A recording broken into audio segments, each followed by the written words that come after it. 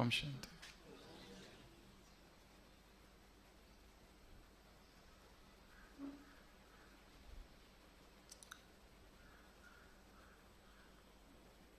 Bible में और कुरान में एक कहानी का वर्णन है, द 7 men ऑफ केव्स। वो इतिहास का वो दौर है कि जब ईसाई धर्म की स्थापना हुई और उसके बाद उन पर बहुत अत्याचार हो रहे थे। जो जो क्राइस्ट को फॉलो करने वाले थे उनको पकड़ पकड़ कर सूली पर चढ़ाया जा रहा था। तो उसमें से ऐसे 7 लोग थे। कुरान में भी इसका वर्णन है और बाइबल में भी वर्णन है, द 7 men ऑफ केव्स। तो ऐसे 7 लोग थे जो विद्रोही बने, जिन्होंने बहुत विरोध किया शासन का, और आखिरकार बचते बचते भागते भागते एक गुफा में घुस गए। और वो इतने थक गए थे कि उनको नींद आ गई। कुरान में लिखा है उनके साथ एक कुत्ता भी था और वो लोग सो गए। और जब उठे सुबह तो देखा सब कुछ बदल गया है।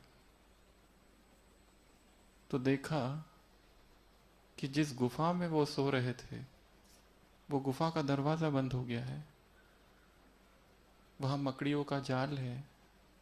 उनको समझ में नहीं आया ये क्या हो गया। फिर वो बाहर निकले क्योंकि उनको डर था, क्योंकि जो भी क्राइस्ट को फॉलो करने वाला था उनको शासन पकड़ता था, उनको प्रताड़ित करता था। तो वो बहुत डर डर के बाहर आ निकले। तो उन्होंने देखा बाहर सब कुछ बदला हुआ है। और उनमें से एक जो होता है मुख्य, वो कहता है मैं थोड़ा गांव में जाके कुछ खाने के लिए लेके आता हूं। और वो जब जाता है आश्चर्यचकित हो जाता है, वहां बड़े बड़े चर्च है और वहां पर क्राइस्ट की प्रतिमा लगी हुई है। उसे समझ नहीं आता है ये क्या हो रहा है।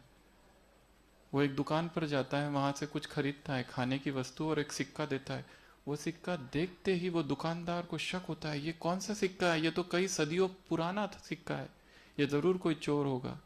फिर वो और कहीं जाता है और ऐसे करते करते बात वहां का जो शासक होता है वहां तक पहुंचती है। वो उसे बुलाते हैं और वो सिक्का देख के बोलता है ये सिक्का कौन सा है, ये तो कई सदियों पहले का सिक्का है।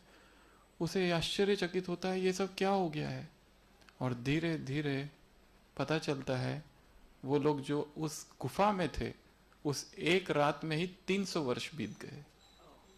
तब तक पूरा सत्ता पलट हो गई थी, शासन पलट हो गया था, और तब तक सब जगह क्रिश्चियनिटी एक्सेप्टेड फॉर्म में थी। और उसमें वो भी दिखाया है, फिर वो अपने पर पोते से मिलता है जो भी बूढ़ा हो गया है, और वो उसी घर में जाता है जहां वो रहता था। तब तक सब कुछ खत्म हो गया है, उसकी पत्नी कुछ नहीं रहा। तो उस कहानी में ये दिखाया है कि वो एक ही रात में ये खुदा का मौजज़ा या करिश्मा था कि वो लोग सो गए और जब उठे तो 300 वर्ष हो गए थे। ये कहानी मुझे अभी अभी याद आई यहाँ बैठे बैठे। क्योंकि लगभग पिछले 300 दिनों से हमने कुछ भी नहीं बोला, कोई क्लास नहीं, कोई कुछ नहीं। जो 28 अप्रैल लास्ट जो भट्टी मधुबन में एक चली थी, उसके बाद में ऐसा लगा कि बस अब चुप हो जाओ, कुछ नहीं बोलना है।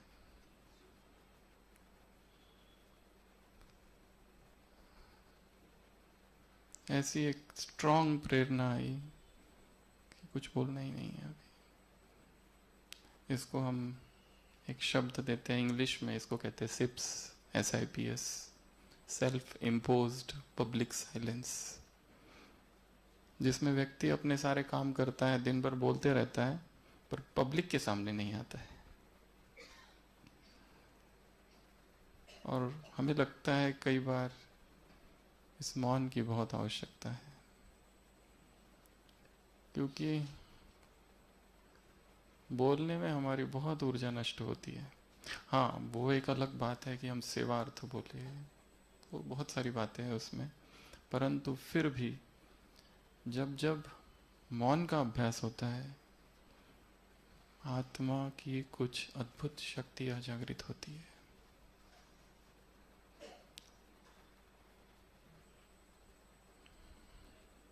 तो आज अचानक का ये पाठ कहेंगे कि हम यहाँ आए, और वैसे तो दीदी ने बहुत अच्छा शब्द प्रयोग किया, बड़ी सेवार्थ आए है, हमें बहुत अच्छा लगा सुनकर। वैसे हम एक एग्ज़ाम दे रहे हैं मेडिकल की, उसके लिए आ रहे हैं, जो कि कल है तो लौकिक एग्ज़ाम, परंतु लक्ष्य अलौकिक है और बहुत ऊंचा है। और हमारे लिए हम ये कहेंगे कि एक मेडिकल रिबर्थ हुआ है, पुनर्जन्म, मेडिकल रिबर्थ।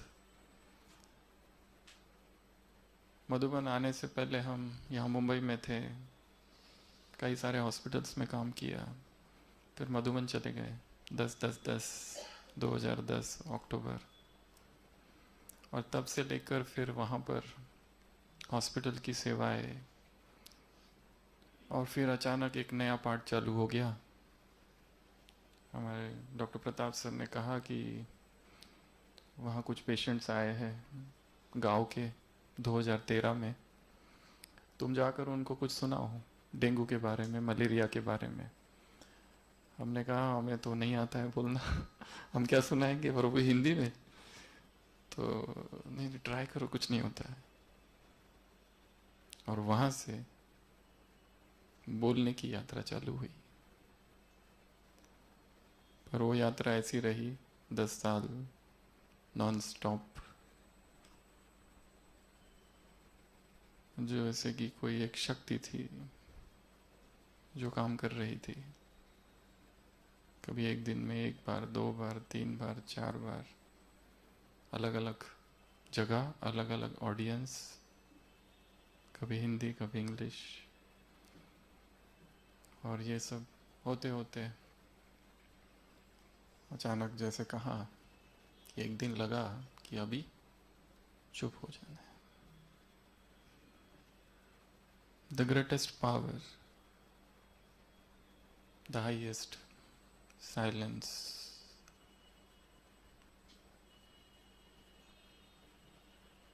और इस ब्राह्मण जीवन में भी बीच बीच में अंतर्मुखी होना है। आज सुबह की साकार मुरली, बुद्धि को क्या नहीं करो, धक्का नहीं लगाओ, क्या हो जाओ, अंतर्मुखी हो जाओ, और बाप को याद करो।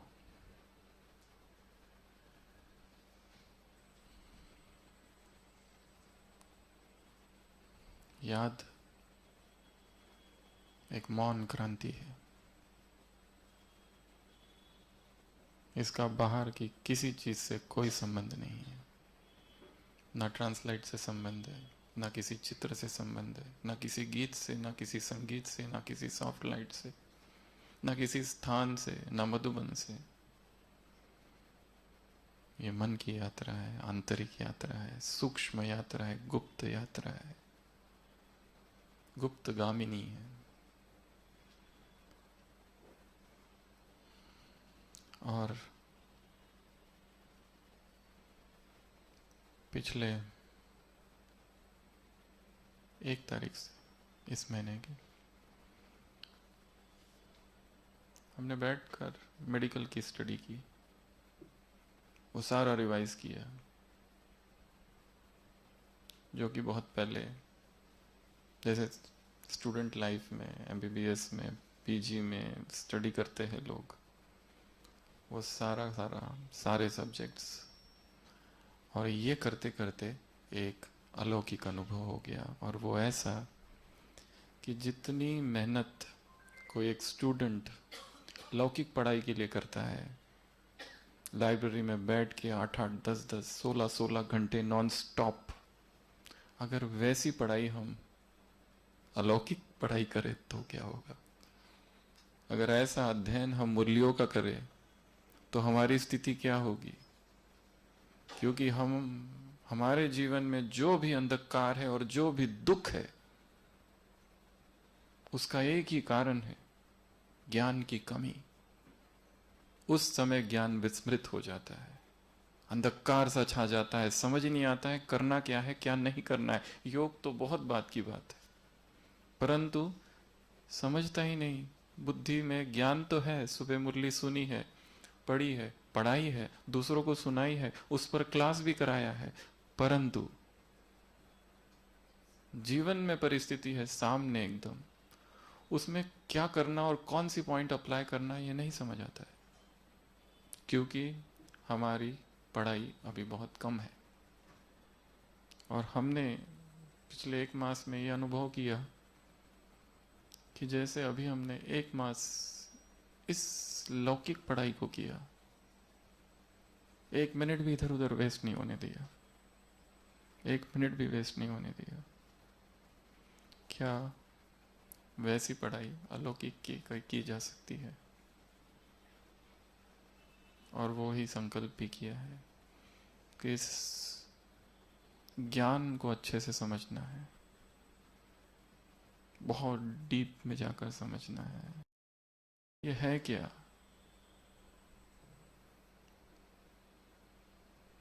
मुरलियों में कितनी बातें आती है, आज ही की मुरली, तुम्हें लवली बनना है, तुम्हें स्वीट बनना है, तुम्हें परफेक्ट बनना है, 3 अलग अलग जगह 3 अलग अलग शब्द है। पढ़ा और भूल गए, और याद भी है, परंतु करना क्या है वो नहीं समझ आता है। परफेक्ट बनो कैसे? स्वीट बनो कैसे? सामने अचानक कोई व्यक्ति आता है और कुछ कुछ बोलने लगता है तो कहाँ जाता है स्वीटनेस? कुछ नहीं रहता है। अचानक परिस्थिति आती है, निगेटिव थॉट्स कितना तेजी से चलते हैं। किसी एक आत्मा के बारे में हमारा थोड़ा कम सम्मान किया गया, थोड़ा कम महत्व दिया गया, हमारे तरफ कम ध्यान दिया गया, प्यार कम दिया गया, अटेंशन कम दिया गया, केयर कम हुई, तुरंत विचार चलने लगते हैं, और कितना तेजी से, और फिर बाद में वापस ज्ञान आ जाता है। पर वो तो हो गया ना, समय तो गया। इसका मतलब ज्ञान को हमने धारण ही नहीं किया है अभी। क्या करें? मुरलियों में, आज की मुरली में कैसा वर्णन है। एक, बाप की याद में तुम्हें आंसू आ जाना चाहिए। 2, बाप की याद में रोमांच खड़े हो जाने चाहिए। 3, ठार हो जाना चाहिए। इन तीनों में से क्या हो रहा है हमको? कुछ भी नहीं। रोमांच,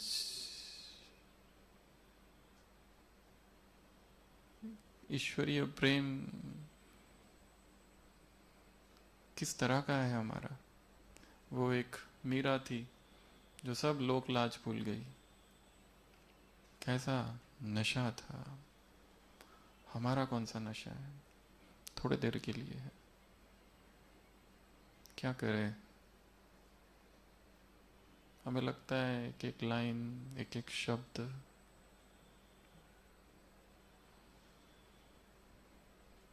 और इसके लिए एक बहुत अच्छा मौन, बहुत अच्छा एकांत,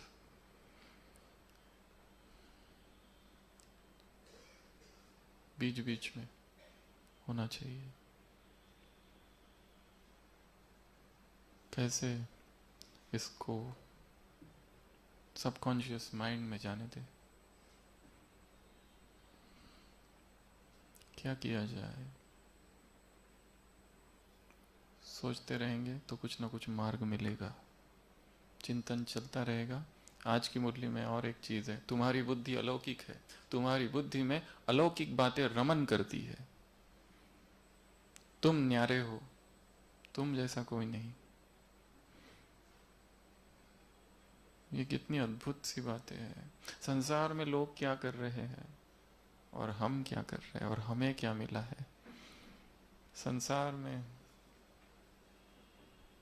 भक्ति हो रही है और उसका कितना भपका है और कितना नशा है उनको।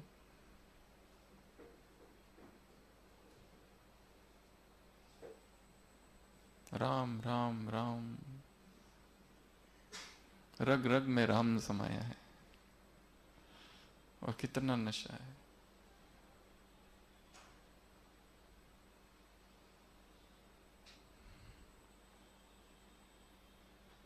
हमें ऐसा नशा है क्या? और क्या हम इतने निर्भय हैं? कल था ना कंट्रास्ट, कंट्रास्ट सुनाओ। ब्रेन वाले, ब्रेन चाहिए इसके लिए, कल की मुरली में था ना, ब्रेन सुनाओ, कंट्रास्ट बताओ।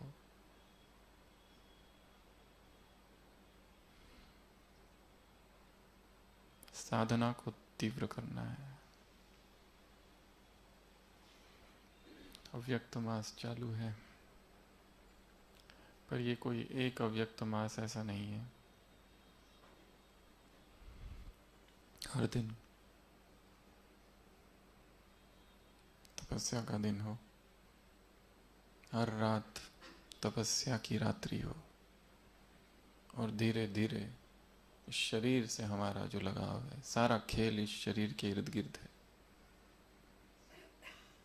कितने हम इससे ऊपर उठते जा रहे हैं, कितने हमारे स्वप्न शुद्ध होते जा रहे हैं, और कितनी हमारी भावनाएं शुद्ध हो रही है। 1 घंटे में हम अपने आप को देखो, आज बोला ना, साक्षी होकर अपने आप की चेकिंग करो। अब मेरी खामियां क्या है, अपने आप को देखो। 1 घंटे में ही हम अपने विचार देखेंगे तो कितने मूड स्विंग्स, कितने थॉट स्विंग्स होते हैं। तो फर्स्ट स्टेप, स्टडी। जो एक्टर्स होते हैं ना, वो कितना स्टडी करते हैं, उनको डायलॉग्स कितना याद रहते हैं। नाटक देखे होंगे आपने, पूरा की पूरा याद रहता है उनको। अगर हमसे कोई पूछे आज की मुरली में बताओ क्या क्या था, 10 बातें बताओ, हम कहेंगे वही आत्मा समझ के बाप को याद करो।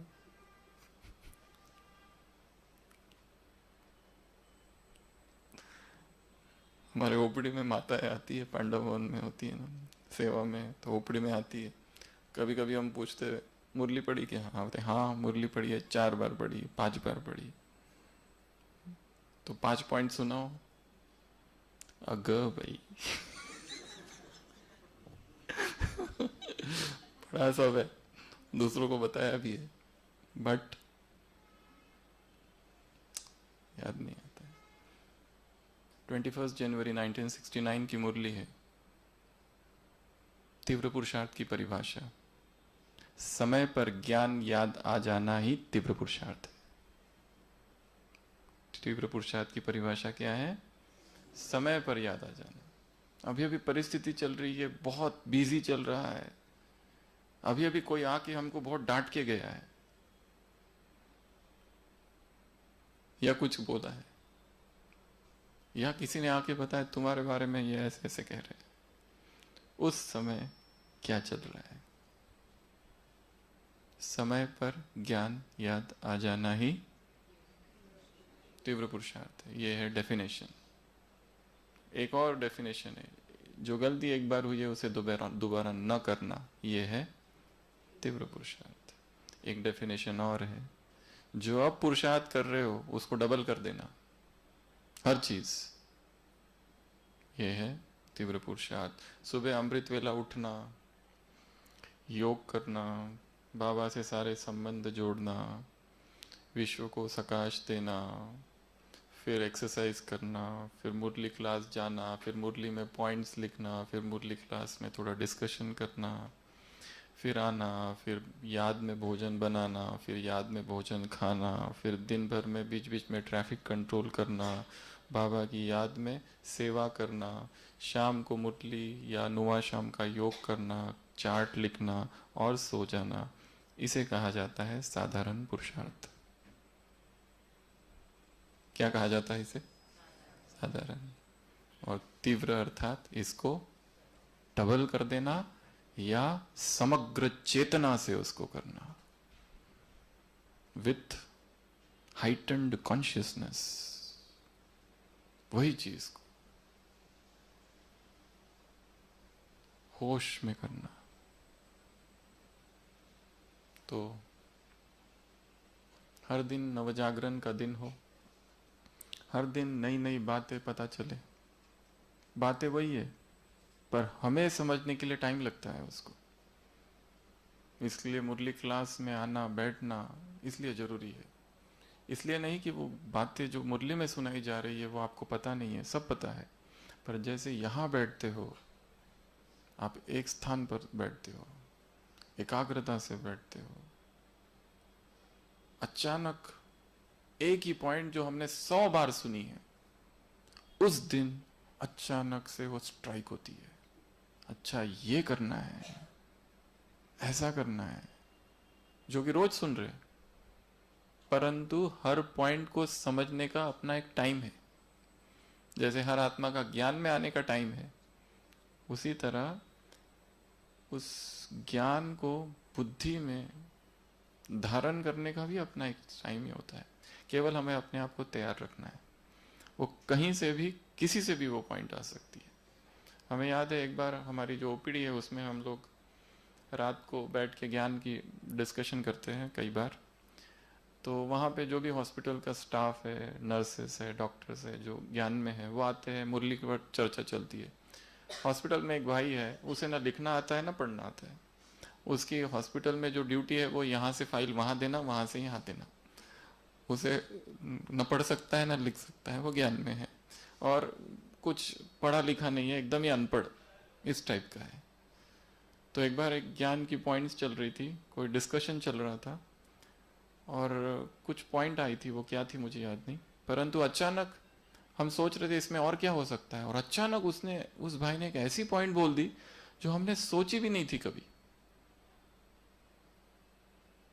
और उसका कितना अंडरस्टैंडिंग है, बहुत कम हर चीज का, पर फिर भी उस आत्मा के द्वारा वो ऐसी एक पॉइंट आ गई।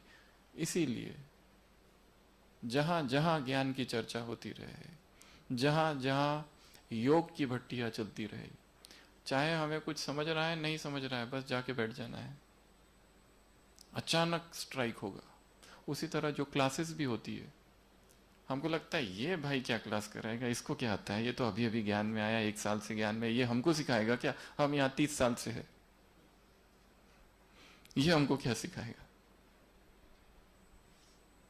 वो भले 1 साल से है, कोई कन्या है अभी अभी सेंटर पर आई है, कोई कुमार है अभी अभी ज्ञान में आया है, पर हमें क्या पता। जन जन का तपस्वी होगा वो,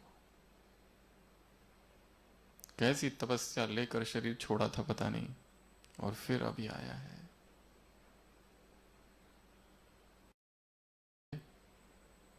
बस इसको पक्का करना है, आत्माएं हैं सब, और हमें सबसे सीखना है, छोटे से बच्चे से भी सीखना है, हर एक हमें कुछ ना कुछ सिखाता है, सबसे सीखते जाना है और स्टडी करनी है। Student life is the best life. जैसे लोग पीजी के लिए या दूसरी परीक्षाओं के लिए अभ्यास करते हैं, वैसे इस मुरली का अध्ययन करना है, इसी में सब कुछ है। हमारे जीवन में अभी, आज, इस समय, आज दिन भर सुबह से अब तक जो हलचल हुई, उसका उत्तर इसमें है, छिपा है। बस ढूंढना है वो कहाँ है। कहीं तो है, इसी में है, पर केवल हमारा मन एकाग्र नहीं है, बुद्धि भटक रही है, इसलिए वो मिल नहीं रहा है वहीं। शायद हो सकता है ये फर्स्ट पैराग्राफ में ही है। जैसे ही मन एकाग्र हो जाए, बुद्धि एकाग्र हो जाए, वो स्ट्राइक होगा धक से।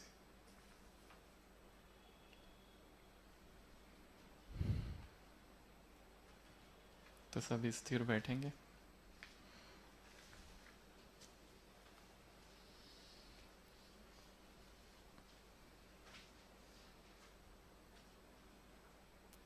पेन पेपर पेंसिल सब कुछ नीचे, मोबाइल सब कुछ अलग कर दो। अगले 15 मिनट तक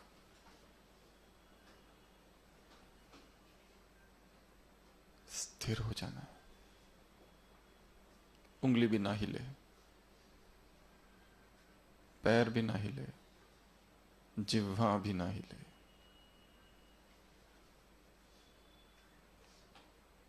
सबसे पहली साधना शरीर को स्थिर करने की करनी है। रिलैक्स होकर बैठ जाना है, परंतु स्थिर।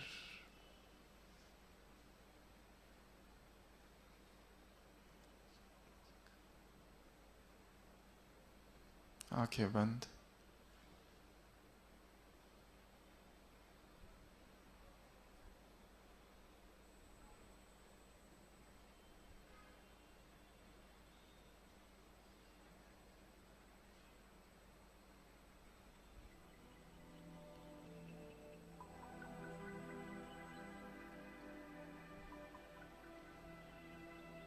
स्वयं के अंदर झांक कर देखेंगे। पूरे शरीर में किस तरह की हलचल हो रही है। खुटपुट कुछ न कुछ हो रहा है शरीर में।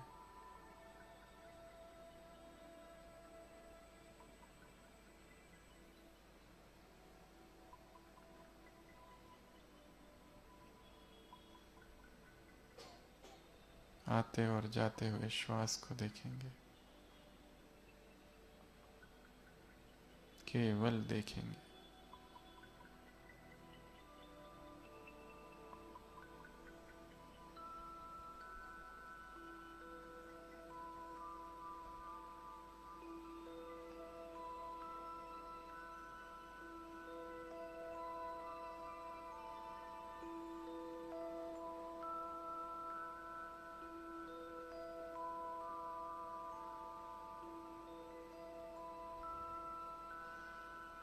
अनंत हलचल शरीर में हो रही है, असंख्य क्रियाएं चल रही है।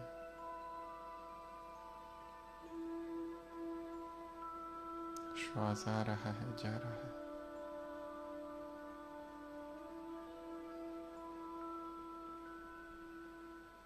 कौन हूं मैं और क्या हूं?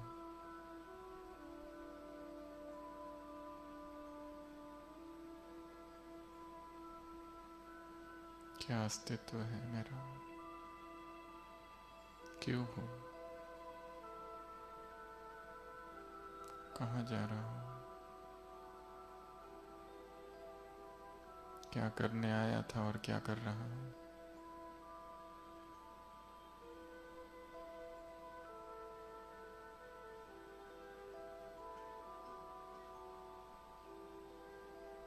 अपने लौकिक घर को अपने सामने लाएंगे।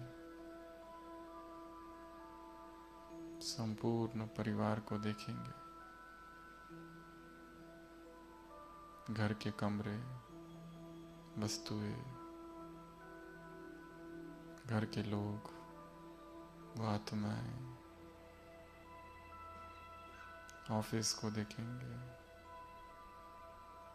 रोज की जो सड़क है जिससे हम आते जाते हैं उसको देखेंगे।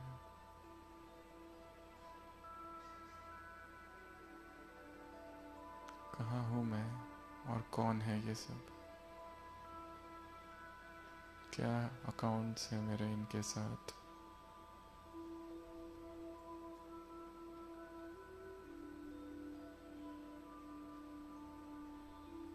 मेरी दिनचर्या कैसी है सुबह से रात तक?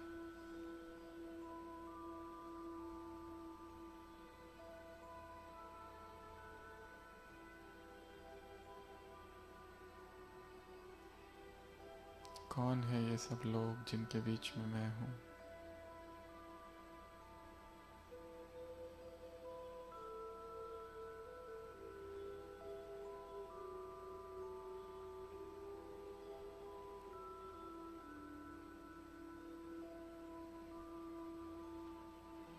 अकाल तख्त होकर विराजमान मैं एक दिव्य चेतना हूं।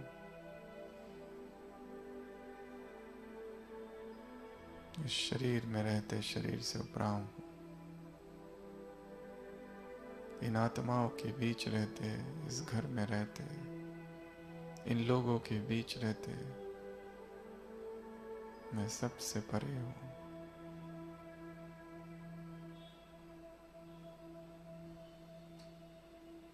विजुलाइज करेंगे भ्रुकुटी के मध्य सितारा, आंखें बंद ही रखे।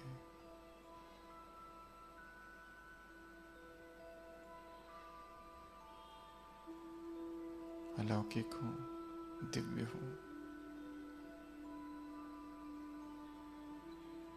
मेरा लक्ष्य बहुत ऊंचा है।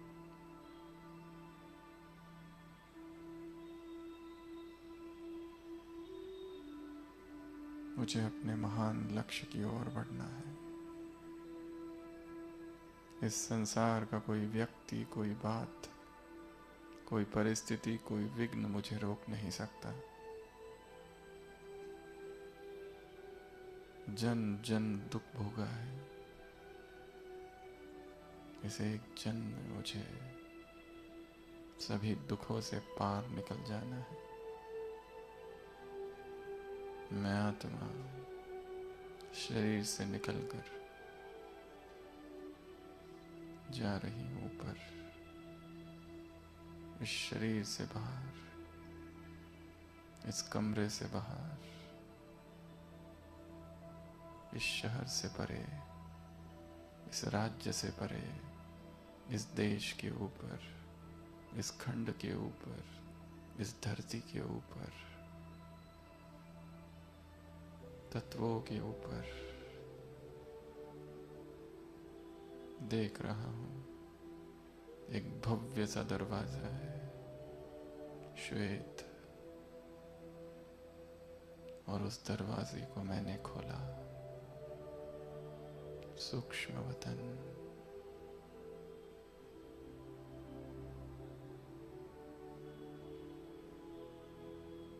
सभी आंखें खोलेंगे और सम्मुख अव्यक्त बाप दादा को देखेंगे।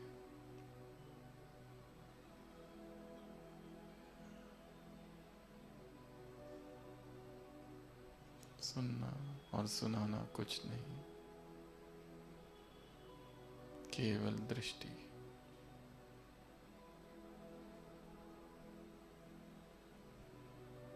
बाबा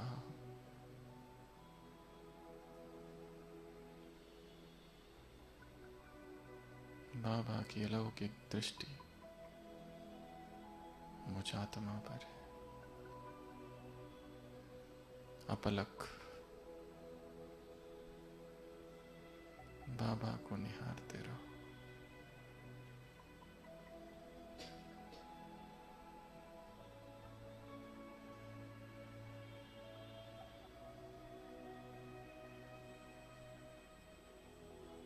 भगवान का वरदानी हस्त सिर पर है।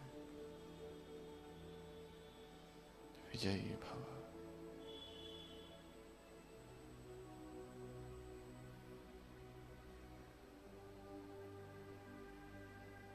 सफलता मूर्त भव।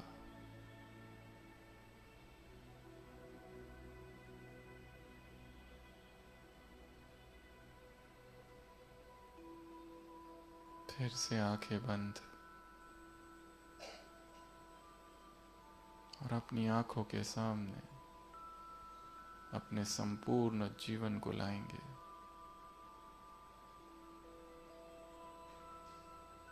वो बचपन जहां मैंने जन्म लिया था, वो माता पिता,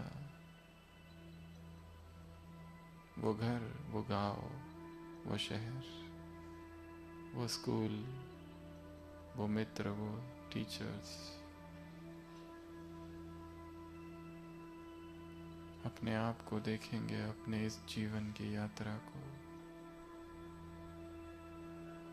वो स्कूल, वो कॉलेज, वो अचानक बाबा का मिलना, वो अचानक सेवा केंद्र पर जाना, वो ब्रह्मा कुमारी बहनों से परिचय, वो फर्स्ट मधुबन में जाना, वो मधुबन में प्रवेश, भव्य विशाल सभा, अव्यक्त बाप दादा से मिलन,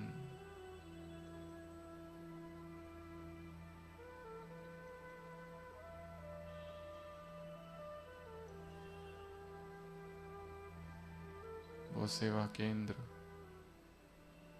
और वो सेवा केंद्र के दिन, वो पहली प्रदर्शनी और पहला कोर्स, वो आनंद, वो खुशी, वो संकल्प जीवन को प्रभु सेवा में अर्पित करने का, और ये समर्पित जीवन किस लक्ष्य से चालू किया था और अब कहाँ। अपनी सेवाओं को देखेंगे,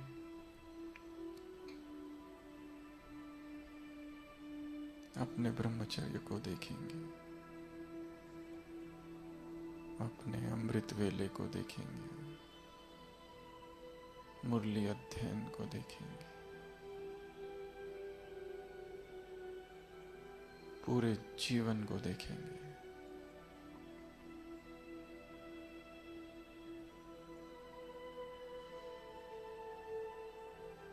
वो बीमारी का समय, वो शरीर की हलचल,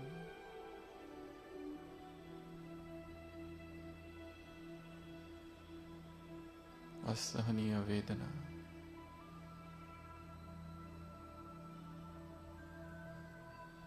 वो हिसाब किताब कैसे चुकत किए, और भगवान की आई हुई मदद,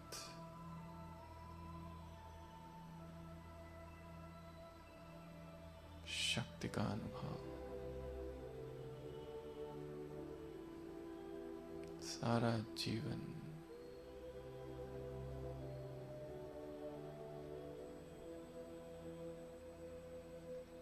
दिखाई दे रहा है। और अब प्रश्न है, अब मैं और क्या करूं? आज से कल से कौन सी नवीनता लाऊं पुरुषार्थ में?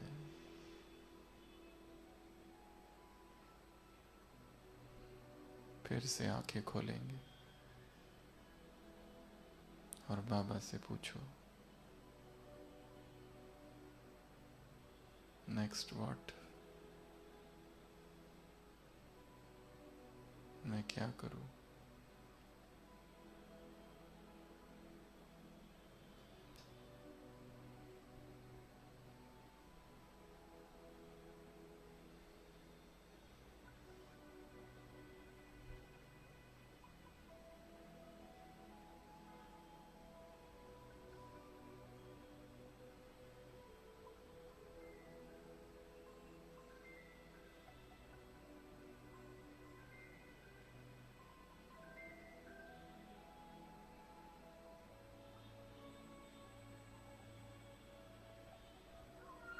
एक बार अपने ही स्थान पर सभी खड़े हो जाएंगे और खड़े खड़े बाबा से दृष्टि लेंगे।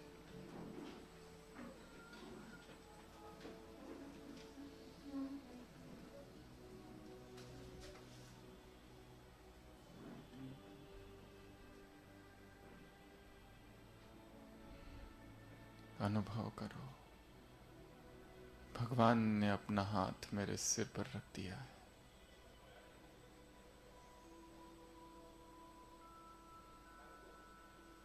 योगक्षेमम वहाम्यहम्। आज से तुम्हारी जिम्मेदारी मेरी है। भगवान के महावाक्य गूंज रहे हैं। हल्कापन, सारा स्ट्रेस, टेंशन, भय, बेचैनी, एंजाइटी जैसे किसी ने खींच ली है।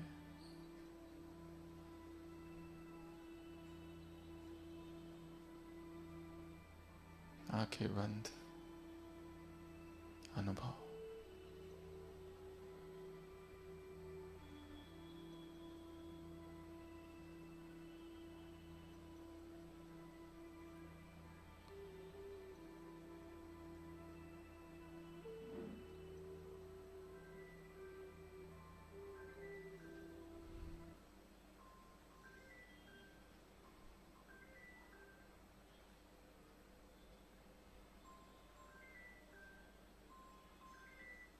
बाबा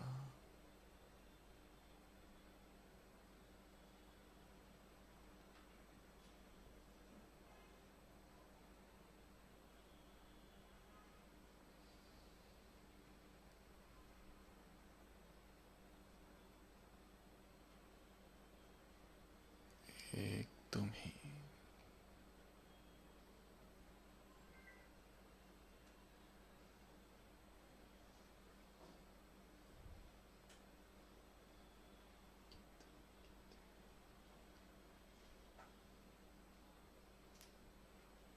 ओम शांति।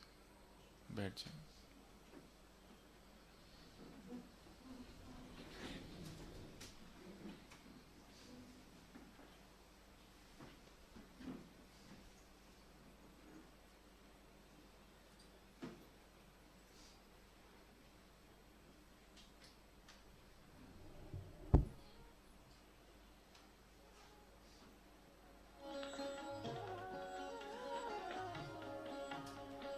शिव की याद रहेगी तब आँखों में समाया वो होगा। हम धन्य तभी बन पाएंगे जब ऐसा प्रिय जीवन होगा। यहाँ हमारा तन होगा, वहाँ हमारा मन होगा।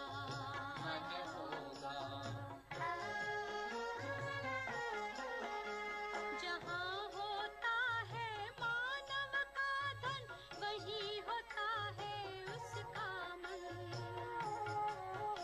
इसलिए परमात्मा ने बताया, मुझसे लगा